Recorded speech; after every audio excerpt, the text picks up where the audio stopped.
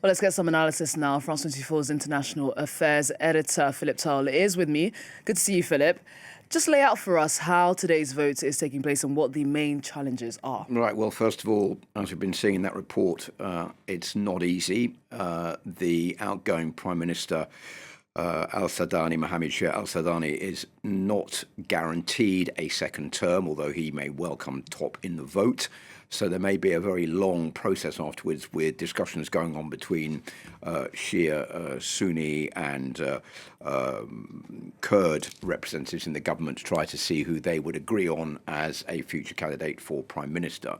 So there are challenges right the way down the line. And one of the biggest challenges, I think, facing the candidates in Iraq is the fact that many young people in the country are disillusioned with politics. They just see the same old faces are coming along every time. They say that nothing is really changing in Iraq, and that is why we've seen this low turnout. There was low turnout pretty much this morning from first reports on the AFP news wires, and I think there's a lot of concern that it could be even lower than the 41% that we saw in the last elections in 2021. So it's by no means a foregone conclusion that Mohammed Shia al-Sudani will be the next Prime Minister of Iraq, and whoever it is who's going to take over the country will have a lot of very important decisions to make and a number of challenges which they will have to take on.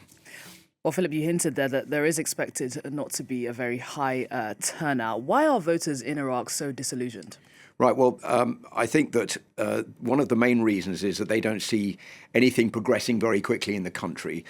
There is also a feeling that maybe there is too much of the fact that many of the leaders are not spending the money they should on the infrastructure of Iraq. If you look at parliamentary finances, there's been a 60% fall in the investment in local government, which means that basically schools and hospitals and the infrastructure in areas outside of Baghdad are sorely lacking in investment.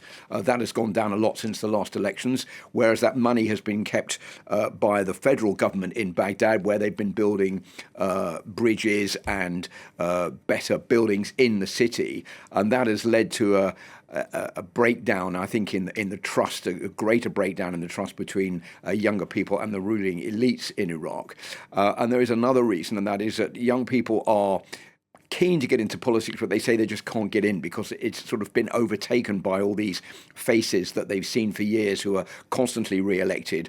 And getting young people, there are only, for example, 75 independent candidates in this election compared to 7,740 candidates in all, a third of whom are women.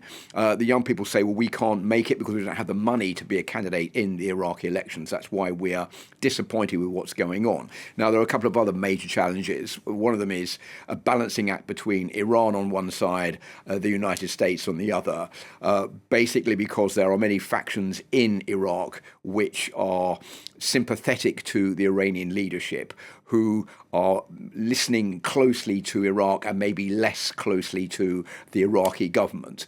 And the Iraqi government is coming under pressure from the United States to deal with these armed groups, these factions. Now, some of these factions even have candidates who are running in the election today. So this is a major challenge for the upcoming new government in Iraq, which is going to have to address. There's also the change in what has been going on in the region with the demise of the influence of Iran, the war in Gaza, the change of leadership in Syria, plus all the involvement of, for example, Yemen in the war in Gaza as well, and also the situation in Lebanon. So all of the geopolitical situation around Iraq has changed quite a lot since 2021. There's something else that the new government is going to have to take on board. So there are a lot of changes that the new government is going to have to face.